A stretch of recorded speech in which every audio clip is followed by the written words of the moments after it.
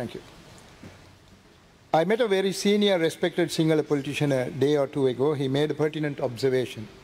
He said my speeches were not vituperative nor abusive. He advised never lose sight of the need to be objective. I truly value this advice. I hate none, but I love truth. I have come to conclusions about our past after studying certain historical facts.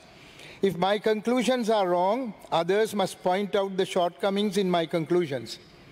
Instead, to get upset and abuse me and invite me for public debate does not make truth a falsehood or vice versa. If need be, Honourable Speaker, let a commission be appointed consisting of top Sinhala, Tamil, Muslim and international historians well versed in South Asian history to report on our heritage and history. The historians must be internationally recognized persons. I, for my part, would like to tender a note to your honour to be included in the Hansard, which speaks of the antiquity of the Tamil language and the Tamil society in Sri Lanka, prepared by a respected emeritus professor of history, Professor Padmanathan. To my friend Mr. Udaya Gamanpilla, I like to tell him that during the past 10 or 15 years, all his historical references have become outdated. Let him learn his history again and then come back. An honourable member from Colombo named me personally yesterday and referred to certain matters against me. I may be given a few minutes to, in addition to my quota, if possible, to reply him. Firstly, he said that I had forbidden Sinhalese and Muslims entering North when I was Chief Minister. Truly, I must be a demon to have said so when my children have both married Sinhalese. Mr. Speaker, I do not indulge in such vituperative racial exercises. I would like to see any video or audio report of such speech, if there be one, to explain to the honourable member. But certainly, I may have said that it was wrong to bring outsiders to set them up in the Mahaveli colonization schemes contrary to international law principles, which expects the local people to be given priority. Honourable member asked if I had given blood to patients and went on to say only military members give blood to blood banks. Honourable member should realize the people of the North had given blood to blood banks prior to the army coming to the North as well as afterwards. They are aware that all blood fall within 4 categories. They do not believe, as some do, that some are born with blue blood. The honourable member asked me naively, what of the Tamils of the other part of the country constituting almost 60% if federalism is granted to the North and East? Honourable member should remember that we do not ask for separation. Federalism is unity in diversity.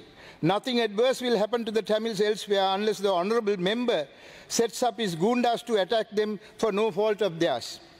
There were certain other matters he had said, but I have forgotten them. When the occasion arises, I shall deal with them. I think most humbly, Mr. Honourable Speaker,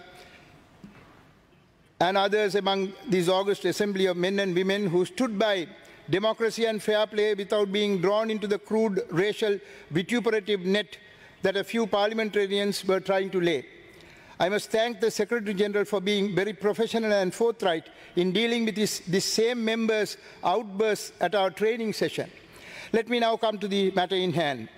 As a representative... Honourable member, you have 2 minutes left. As a representative of the Tamils, I find nothing significant to comment on this midterm vote on account.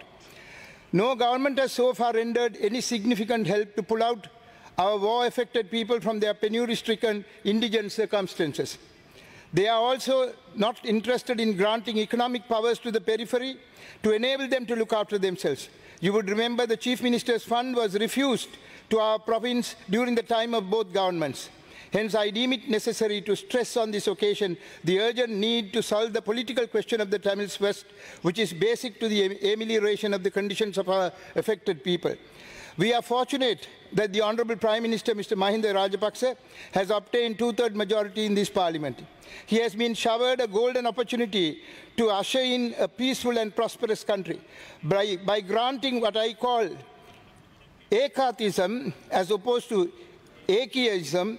This country could be transformed into a veritable heaven on earth despite its 10 trillion international debt.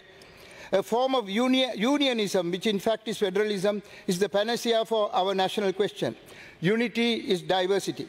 It would be stupid, sir, to run away from problems by saying such problems do not exist, akin to the ostrich, which lowers its head in sand, hoping to find safe haven.